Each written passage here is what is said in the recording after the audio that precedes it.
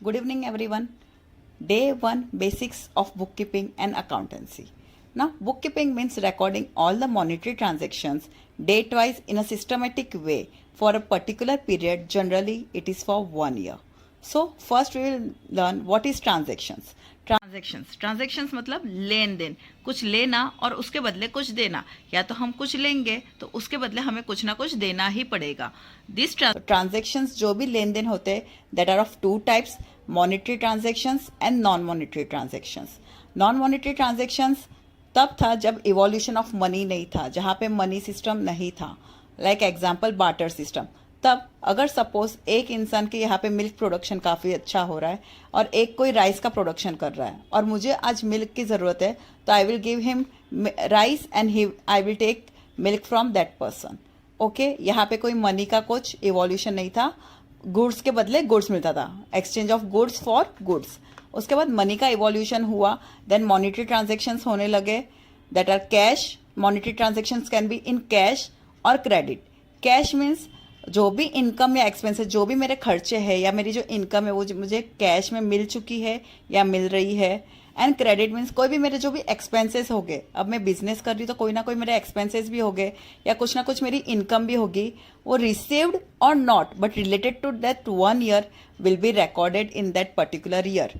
Example, अगर मुझे कहीं से मेरी इनकम होने वाली है फेब मंथ में, फेब में मेरा कोई इनकम होने वाला था और मुझे मिलना चाहिए था, but may be due to some reason वो फेब में मुझे अभी तक नहीं मिला है.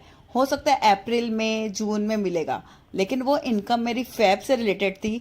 Then I will record that credit transaction, credit उधार में जो भी मेरी इनकम थी, that I will record in that particular period because it was connected और related to that 1 year. Because वो फेब की इनकम थी जो इस ईयर के बीच में आ रहा है, then I will record it, चाहे मुझे उसका अभी तक पेमेंट आया या नहीं आया. Okay, so what is book keeping? Book keeping means recording. Recording मतलब हर चीज़ का बुक में रिकॉर्ड करना है, कहाँ से पैसा आने वाला है, कहाँ पे पैसा जाने वाला है.